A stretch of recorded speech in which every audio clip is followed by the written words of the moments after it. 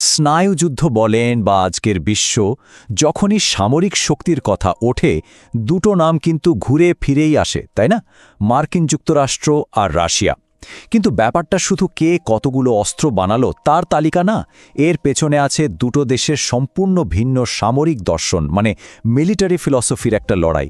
তো চলুন এই বিষয়টা নিয়েই আজ গভীরে যাওয়া যাক। তাহলে আসল প্রশ্নটা কি দাঁড়ালো? কাগজে কলমে হোক বা সত্যিকারের যুদ্ধক্ষেত্রে কে আসলে এগিয়ে? একদিকে আছে প্রযুক্তির সুপার পাওয়ার আমেরিকা, অন্যদিকে বিধ্বংসী শক্তির ধারক রাশিয়া। চলুন এই জটিল প্রশ্নের উত্তর খোঁজার চেষ্টা করা যাক। যে কোনো দেশের মিলিটারি পাওয়ারের গোড়ায় কি থাকে? অবশ্যই টাকা, মানে তার অর্থনীতি আর ডিফেন্স বাজেট। আর এখানেই কিন্তু আমেরিকা আর রাশিয়ার মধ্যে প্রথম আর সবচেয়ে বড় পার্থক্যটা আমাদের চোখে পড়ে। এই পার্থক্যটাই বাকি সব কিছুকে কন্ট্রোল করে। এই যে সংখ্যাটা দেখছেন, $877 বিলিয়ন, এটা হলো আমেরিকার এক বছরের সামরিক বাজেট। ভাবা যায়, এই বিপুল পরিমাণ অর্থই কিন্তু ওদের টেকনোলজিক্যাল রিসার্চ আর সারা বিশ্বে মিলিটারি নেটওয়ার্ক টিকিয়ে রাখার মূল শক্তি। এখানে দেখুন, আমেরিকার বাজেট রাশিয়ার চেয়ে প্রায় 8 গুণ বেশি। এই বিশাল আর্থিক ব্যবধানটাই ঠিক করে দেয় যে লড়াইটা কোথায় গিয়ে দাঁড়াবে। কেন এক দল টেকনোলজিতে পয়সা ঢালে আর অন্য দল সংখ্যার ওপর ভরসা করে, তার আসল কারণ কিন্তু এই টাকা। আচ্ছা, বাজেট তো বোঝা গেল, এবার চলুন সরাসরি যুদ্ধের ময়দানে চলে যাই।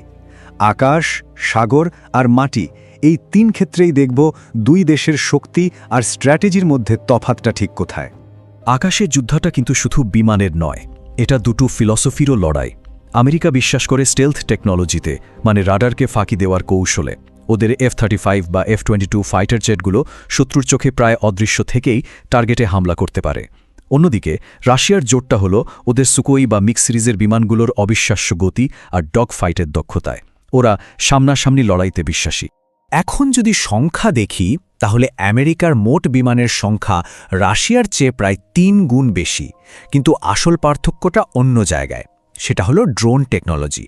আমেরিকার কাছে যেখানে 7,500-এর বেশি ড্রোন, সেখানে রাশিয়ার আছে মাত্র 601। আজকের দিনে যুদ্ধে এটা যে কত বড় একটা অ্যাডভান্টেজ তা বলে বোঝানো কঠিন। সমুদ্র কিন্তু দুজনের স্ট্র্যাটেজি একেবারে আলাদা।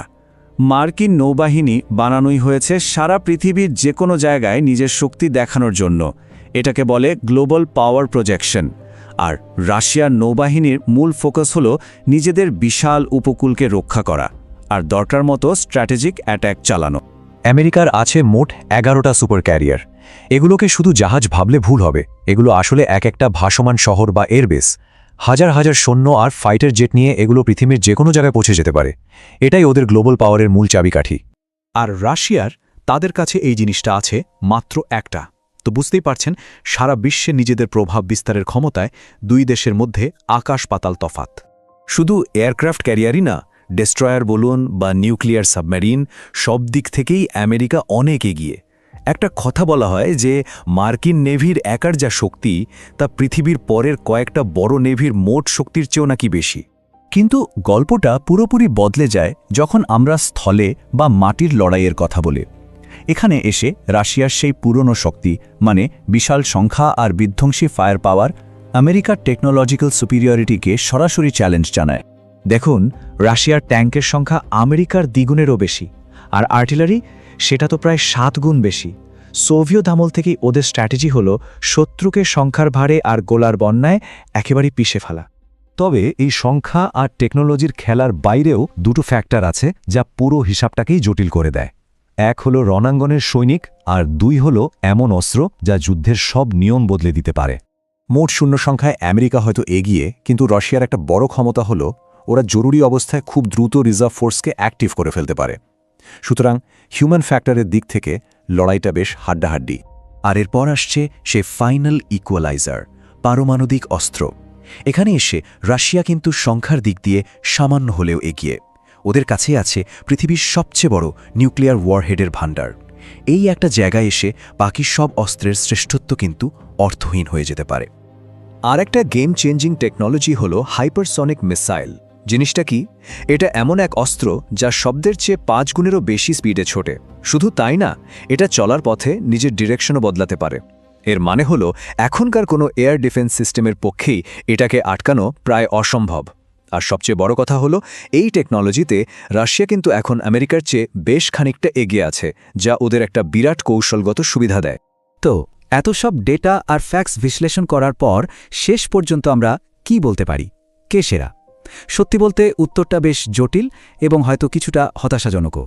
গ্লোবাল ফায়ার পাওয়ার ইন্ডেক্স অনুযায়ী আমেরিকা 1 নম্বরে আছে, মূলত তাদের টেকনোলজি, অর্থনীতি আর গ্লোবাল নেটওয়ার্কের কারণে। কিন্তু দেখুন, রাশিয়ার স্কোরও কিন্তু খুব কাছাকাছি। ওরা দ্বিতীয় স্থানে থাকলেও ওদের আঞ্চলিক শক্তি আর বিধ্বংসী ক্ষমতাকে হালকাভাবে নেওয়ার কোনো উপায়ই নেই। তার মানে আসল কথাটা হলো, এটা জেতার কোনো খেলা নয়।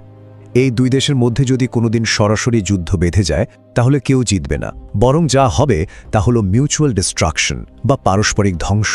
ওদের এই বিশাল সামরিক শক্তি আসলে একে অপরের উপর চাপ সৃষ্টি করার জন্য এক ধরনের দাবার চাল ছাড়া আর কিছুই না। আর এখানেই আজকের আলোচনাটা শেষ করা যাক একটা প্রশ্ন দিয়ে। এমন একটা সময়ে যেখানে চূড়ান্ত সংঘাতের মানেই হলো মানব সভ্যতার বিনাশ, সেখানেই মিলিটারি শক্তি বা পাওয়ার, এই শব্দটার আসল মানেটা ঠিক কি? এটা কিন্তু ভাবনার বিষয়।